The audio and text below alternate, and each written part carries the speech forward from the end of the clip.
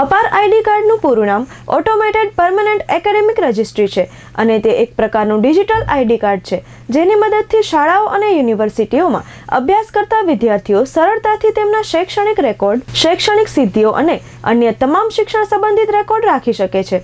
કચ્છ જિલ્લામાં અપાર ID card માટે રજીસ્ટ્રેશન કરવા માટે શિક્ષકોને જવાબદારી સોંપાઈ છે, પણ માત્ર 2 જ દિવસમાં આ કામગીરી પૂર્ણ કરવાની હોતા શિક્ષકો મુશ્કેલી અનુભવી રહ્યા છે। એટલું જ નહીં, પણ આ કાર્ડમાં બાળકના માતા-પિતાના આધાર કાર્ડ પણ જોડવાના છે, ત્યારે દરેકમાં નામ ફેરફાર સામે આવી રહ્યા છે, ત્યારે અપાર આઈડી તૈયાર કરવામાં મુશ્કેલીઓ પડી રહી છે। કચ્છ જિલ્લા પ્રાથમિક શિક્ષક સમાજના પ્રમુખ નયનસિંહ જાડેજાએ આ અંગે ચંચળ ન્યૂઝ સાથે વાત કરતા માહિતી આપી હતી। નયનસિંહ ગનુભાઈ જાડેજા, પ્રમુખ કચ્છ જિલ્લા શિક્ષક સમાજ। હમણાં પ્રશ્ન એ આવ્યો છે કે અપાર આઈડી બાળકોના આધાર કાર્ડ સાથે અપડેટ કરવાના। હવે આ 2 જ દિવસ આપવામાં આવ્યા છે, 9 અને 10 તારીખ, અને બીજું કે એની કોઈ ટ્રેનિંગ આપવામાં નથી આવી।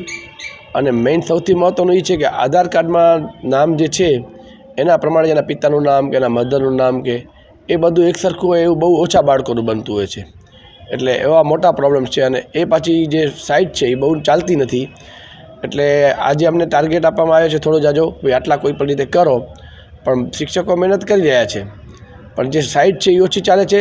સાથે સાથે ઘણા શિક્ષકોને હજી એની કોઈ ટ્રેનિંગ કે અનુભવ નથી, એટલે આ મુદ્દો આમ અમારા માટે નવો છે।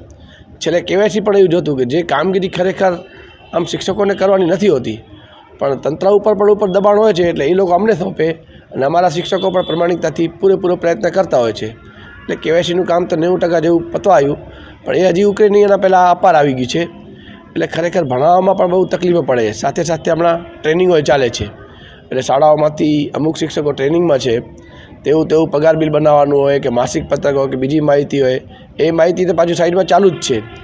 એટલે અપાર કામગીરી એવી છે કે જે બહુ જ માથા દુખાવા સમાન છે, પણ છતાં શિક્ષકો પ્રયત્ન કરી રહ્યા છે। અત્યાર સુધી થોડું દબાણ છે, પણ અમારી તંત્રને એવી વિનંતી છે કે આના માટે કોઈ દબાણ કરવામાં ના આવે, અને ખરેખર તો આવા બધી જ કામગીરીઓ અન્ય કોઈક એજન્સી અથવા એવા ઘણા બેરોજગાર છે એને સોંપવામાં આવે તો થોડુંક શિક્ષકનું ભલું થાય।